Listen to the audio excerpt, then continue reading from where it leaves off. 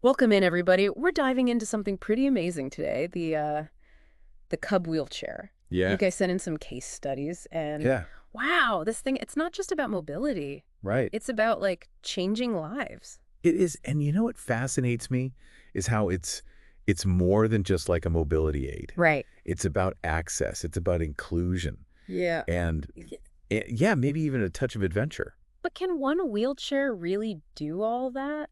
I mean, Uh, every kid is different. Every need is different. no, you're right. There's no one size fits all solution. Right. But the cool thing about the Cub is that it seems like they really took that into account. Okay. Like Yeah. no two kids are the same. Yeah. Um, you know, look at the clinical notes section you sent. Yeah. It lists, all these challenges kids face, right? Mm-hmm. Physical limitations, some are brand new to wheelchairs, Yeah. different environments, rural versus urban. Right. The Cub considers all of that. So it's not just about fitting a kid to a chair. Right. It's like fitting the chair to their whole world. Exactly. And that attention to detail goes even further into the actual features of the chair. Okay. So like you mentioned, tilting and reclining, Yeah. it's not just comfort. Right. It's therapeutic.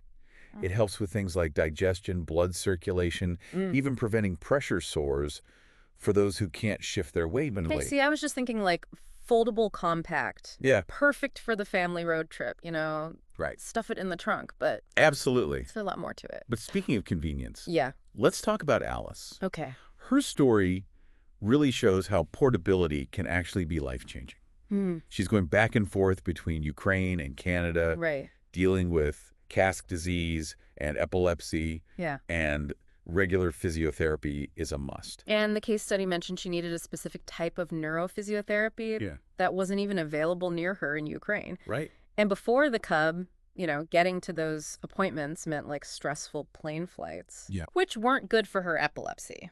Exactly.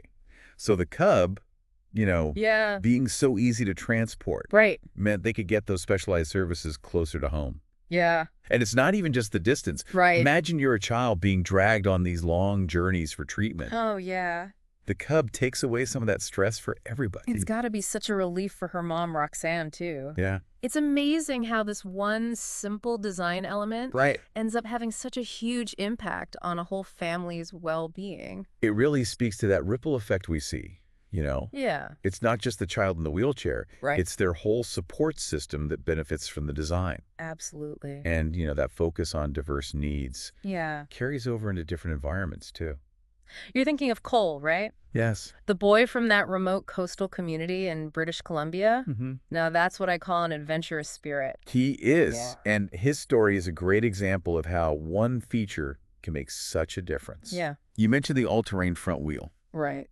Now, a lot of wheelchairs, especially the ones Cole had used before, Yeah. are made for paid surfaces. Right. But imagine living in a place surrounded by nature, Yeah. barely any sidewalks. Right. That wheel suddenly becomes his ticket to explore. His mom, Brenda, called it the ideal chair Yeah. for their outdoor adventures. Uh, I bet Cole wouldn't trade that freedom for the world. hmm, Makes you wonder how many other kids are out there stuck inside or, right.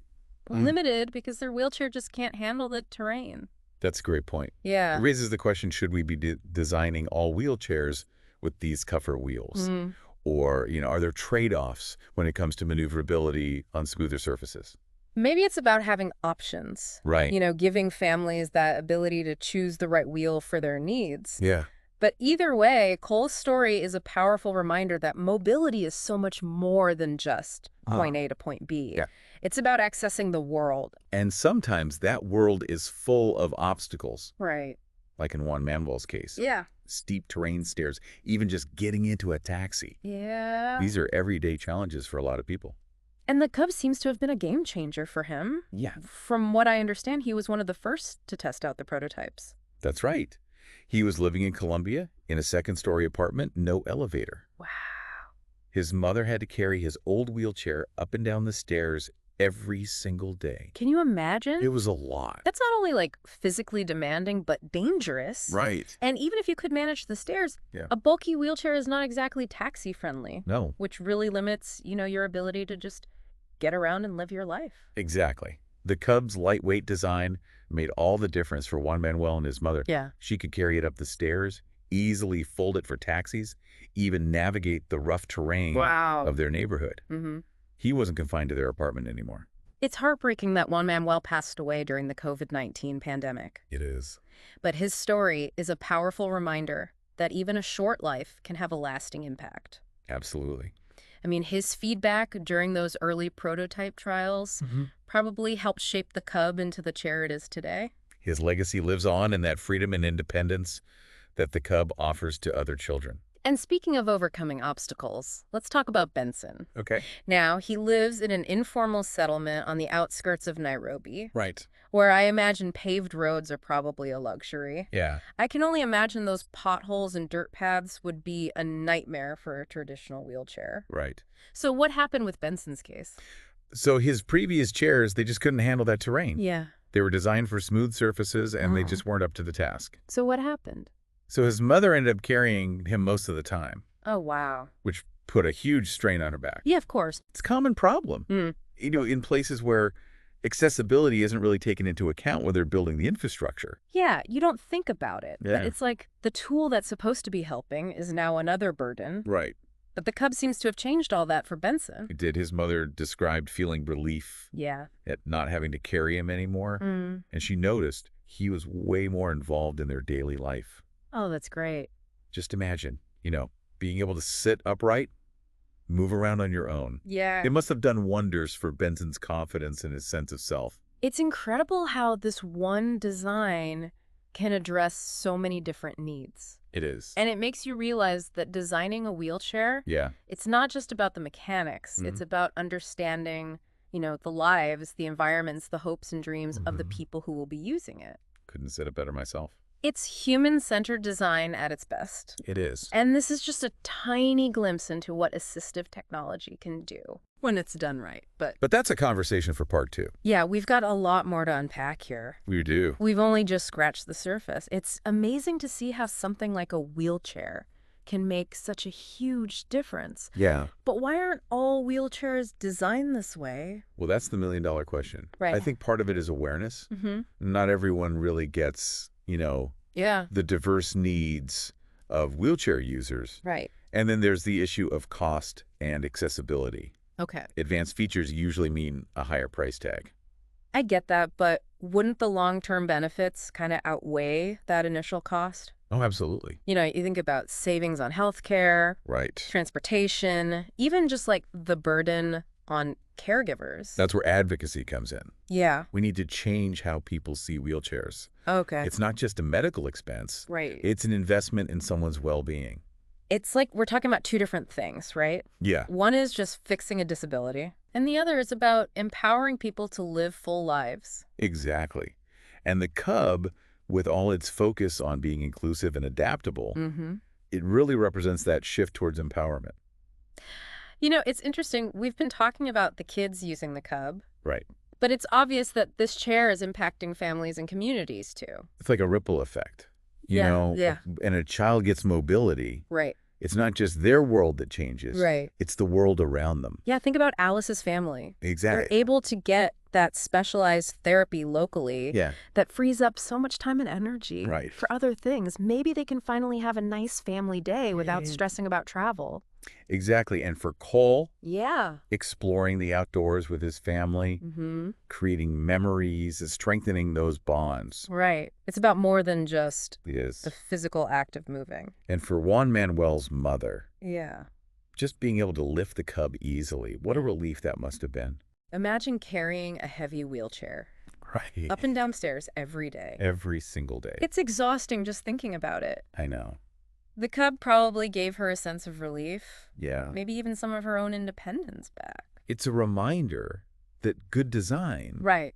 doesn't just benefit the person using it. Yeah. It helps everyone around them. It's about creating a more supportive environment. Absolutely. And Benson's story Right. really shows that. Yeah. Imagine living in a place where you can't even use the paths Right. because they're inaccessible. You're cut off. You're isolated Yeah. from social interaction, from opportunity. And for his mom who was carrying him, I know, what a it's strain. physically, emotionally. The Cub gave Benson mobility, Yeah. but it also gave his mom back some freedom and well-being. It's about realizing that accessibility, Mm-hmm.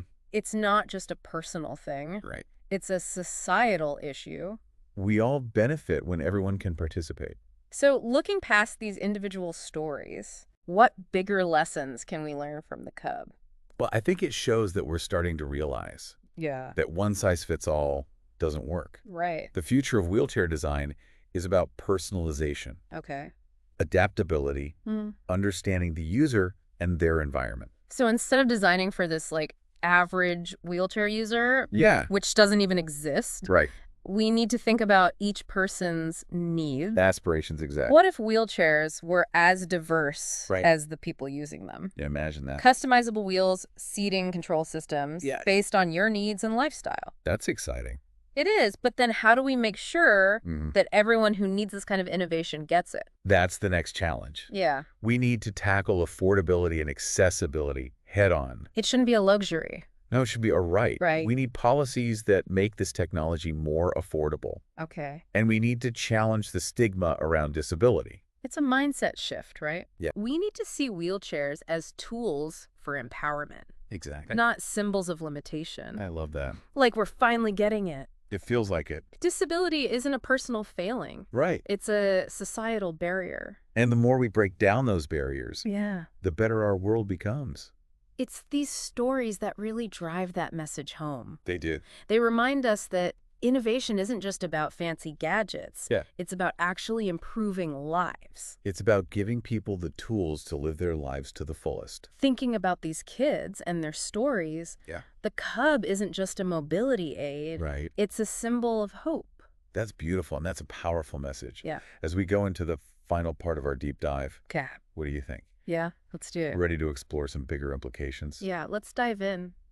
It's hard not to feel optimistic, you know? Yeah. Hearing these stories, it's like we're on the edge of something big, Mm, a real turning point in how we see mobility and accessibility. I agree. And what's exciting is Yeah. goes way beyond wheelchairs. Okay. These principles, Oh. adaptability, personalization, focusing on the user's environment, that could apply to so many other areas of assistive tech. What makes you wonder what else is out there? Right. Quietly changing lives. Exactly. And that's where I think we need a shift in how we see things. Okay. Instead of thinking of assistive technology as something separate, Mm-hmm. something just for people with disabilities. Right. We should see it as a natural part of human ingenuity. So it should be part of mainstream design. Yes. Not just something specialized. Exactly. Yeah. Imagine a world where accessibility is just built in Wow. to every product, every Yeah. building, every system. Yeah. It's not an afterthought. Right. It's just there from the start. That would be incredible. And it's not as crazy as it sounds. Right. I mean, think about smartphones. Yeah. Everyone uses them, no Mhm. matter your ability. Voice control, text-to-speech, started out for people with disability. Now everybody uses them. Exactly. It proves that when we design for inclusion, Yeah. we all win. It's not about making things accessible for just a few people. Right. It's about a better experience for everyone. It brings us back to that ripple effect. Yes. The Cub's not just changing the lives of the kids using it, Right. it's their families, their communities. Resilience. Even how we think about disability. It challenges what people think people with disabilities can do. It does. These kids are exploring, they're going on adventures. Yeah. They're living their lives. Living to the fullest. And the Cub's helping them do that. And they're inspiring others Right. to see what's possible. It's like they're leading the way Mm-hmm. to a future where everyone can thrive.